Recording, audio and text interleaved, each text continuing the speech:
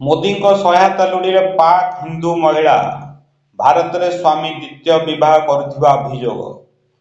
ପାକିସ୍ତାନର ଜଣେ ହିନ୍ଦୁ ମହିଳା ଭାରତର ପ୍ରଧାନମନ୍ତ୍ରୀ ନରେନ୍ଦ୍ର ମୋଦିଙ୍କୁ ଗୁହାରି କରି ସହାୟତା ମାଗିଛନ୍ତି। ସୋସିଆଲ ମିଡିଆରେ ଏନେଇ ତାଙ୍କର ଏକ ଭିଡିଓ ଭାଇରାଲ ହେବାରେ ଲାଗିଛି। ନିକିତା ନାଗଦେବ ନାମ୍ନୀ ଏକ ମହିଳା ଭିଡିଓରେ କହିଛନ୍ତି ଯେ ତାଙ୍କ ସ୍ୱାମୀ ବିକ୍ରମ ପାକିସ୍ତାନ ନାଗରିକ ହୋଇଥିବା ସତ୍ତ୍ୱେ ସେ ଇନ୍ଦୋରର ସରକାରଙ୍କ ଅନୁମତି ନ ନେଇ ରହୁଛନ୍ତି ଏବଂ ସେଠାରେ ସେ ଦ୍ୱିତୀୟ ବିବାହ କରିବାକୁ ଯାଉଛନ୍ତି। ଏଥିରେ ହସ୍ତକ୍ଷେପ କରି ବିକ୍ରମଙ୍କୁ ରୋକିବାକୁ ସେ ନେହୁରା ହୋଇଛନ୍ତି।